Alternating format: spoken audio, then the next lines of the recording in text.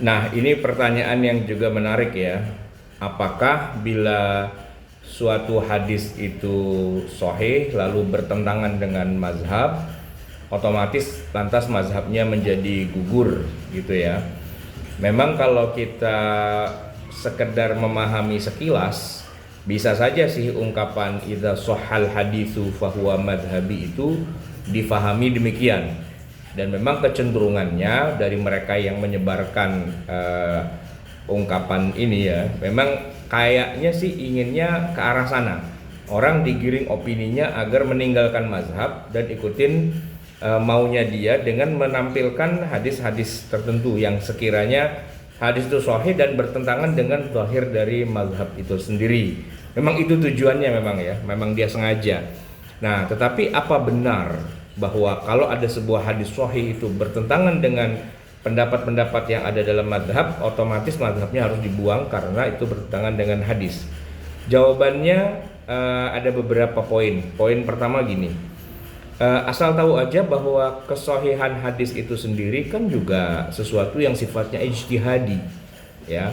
Imam Bukhari itu ketika tahu bahwa hadis ini sahih, saya tanya, siapa yang bilang kepada beliau bahwa hadis ini sahih? Apakah malaikat Jibril itu turun kepada Imam Bukhari dan mengatakan, Bukhari, ini hadis sahih ya. Bukhari, ini hadis tidak sahih ya. Apa begitu? Kan jawabannya tidak ya. Imam Bukhari mengetahui hadis itu sahih lewat proses ijtihad ya. Begitu juga Imam Muslim ketika mendapatkan kesimpulan bahwa hadis ini sahih atau tidak sahih, itu juga lewat proses ijtihad.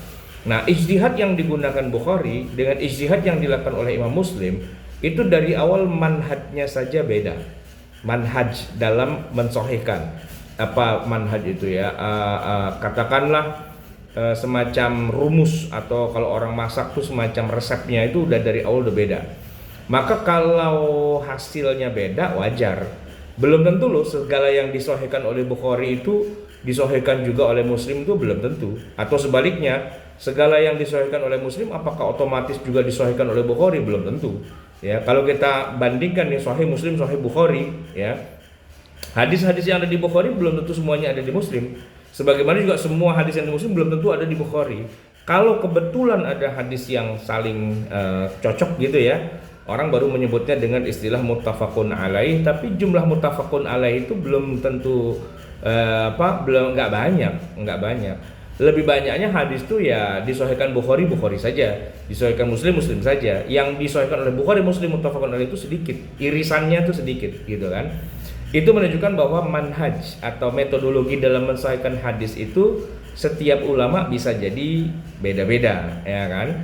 Maka kalau dibilang bertentangan dengan hadis sahih yang mana nih? Hadis sahihnya siapa? Ya kan?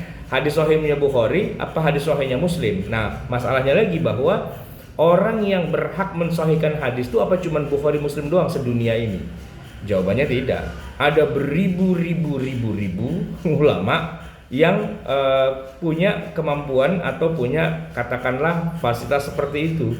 Ya kalau imam mazhab yang 4 udah pasti mereka itu ulama ahli hadis yang levelnya di atas Bukhari, levelnya di atas Muslim. Maksudnya level di sini adalah jaraknya antara mereka hidup dengan ke Rasulullah itu lebih dekat daripada Bukhari ke Rasulullah. Ya sebagai contoh ilustrasi sederhana, Imam Ahmad bin Hanbal itu ahli hadis. Beliau adalah murid Imam Asy-Syafi'i.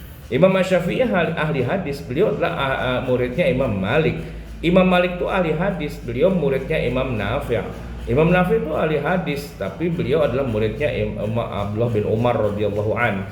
Jadi itu adalah silsilah Dzahabiyah kan, mata rantai emas gitu. Nah, sampai kepada Malik itu, kepada Nafi', kepada Ibnu Umar itu rantai emas. Imam Syafi'i muridnya langsung Imam Malik, dia muridnya langsung rantai emas. Imam Ahmad bin Hanbal muridnya langsung dari Imam Asy-Syafi'i gitu ya. Jadi jangan salah bahwa para imam mazhab itu justru malah mereka ahli hadis yang levelnya itu sudah sampai ke level rantai emas, silsilah Dzahabiyah. Yang bilang itu silsilah Dzahabiyah itu siapa? Muridnya Imam Ahmad, yaitu Imam Bukhari.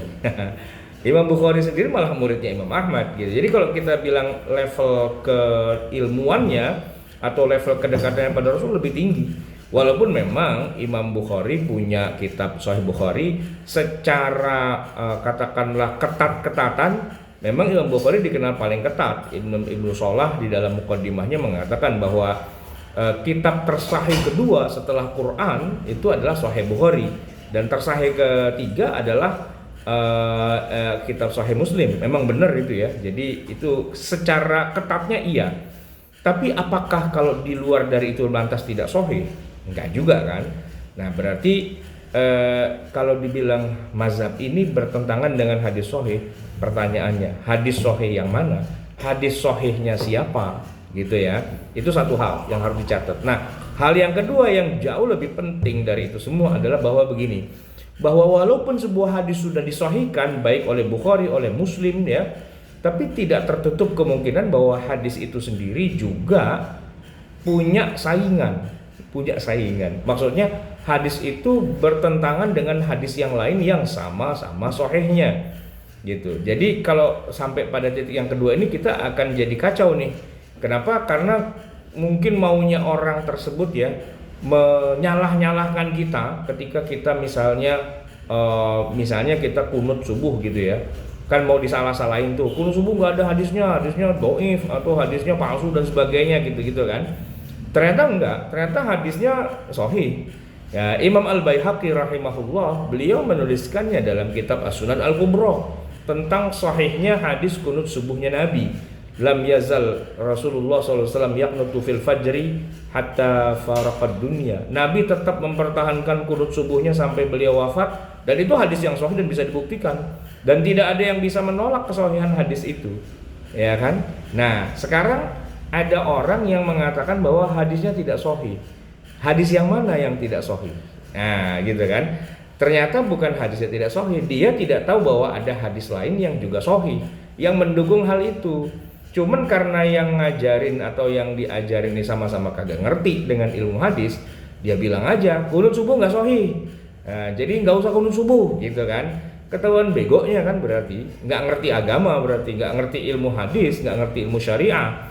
Masa sekelas Imam Syafi'i mengerjakan hadis yang mengerjakan satu kesimpulan hukum yang tidak ada hadis sahihnya? Nggak mungkin, nggak masuk akal lah gitu ya. Jadi apapun yang dilakukan oleh para ulama di dalam hal ini, para ulama madhab gitu ya, pastinya berdasarkan hadis yang sahih.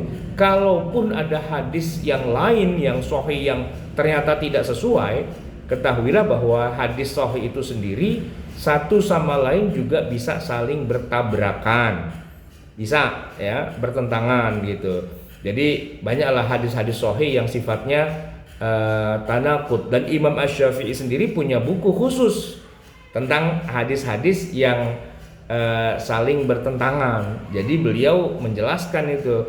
Bisa saja ada satu hadis itu sahih dan nggak sesuai dengan pendapat saya, gitu kan? Tapi apakah kalau nggak sesuai dengan pendapat saya lantas pendapat saya dibuang dan ikut hadis sahih itu? Ntar dulu. Kenapa?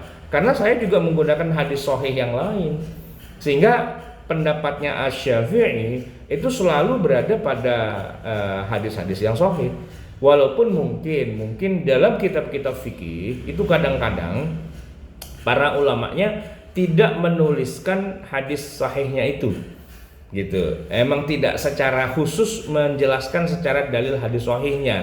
Nah, itu mungkin bukan kelemahan ya, tapi hal yang bisa dilengkapi, dan yang sudah melengkapinya ada Al-Imam Al-Baihaqi rahimahullah di dalam kitab As-Sunan Al-Kubra, As-Sunan As-Sughra gitu ya. Beliau sudah menjelaskan secara detail semua hadis-hadis sahih yang menjadi dasar dari madhab Asy-Syafi'i. Itu kalau mau kita baca Imam Al-Baihaqi ya, riwayatnya itu luar biasa. Dan setiap kita nih Muslim Indonesia bermadhab Syafi'i, kalau menurut saya ya wajib tuh kenal kitabnya Al-Baihaqi ya. Jangan baca Riyadhus Shalihin, jangan baca yang Bukhari, Muslim gitu, jangan. Kenapa? Karena boleh jadi nanti di dalam hadis-hadis kayak gitu tuh kayak ada hadis yang seolah-olah langsung bertabrakan dengan mazhab Syafi'inya. Nah, kalau mau belajar hadis tuh belajar aja kitab As-Sunan Al-Kubra-nya Al-Baihaqi, langsung Al-Baihaqi-nya. Kenapa? Karena Al-Baihaqi lah yang kemudian membela pendapat mazhab Syafi'i dengan dalil-dalil yang sangat kuat dengan hadis-hadis sahihnya, langsung to the point. Perlu itu, wajib itu belajar As-Sunan Al-Kubra, biar jangan kemudian kita dibohongin, dibilang hadisnya kagak sahih, doif, dan kemudian kita udah langsung nangis gitu aja. Jangan sampai kejadian kayak gitu. Oke.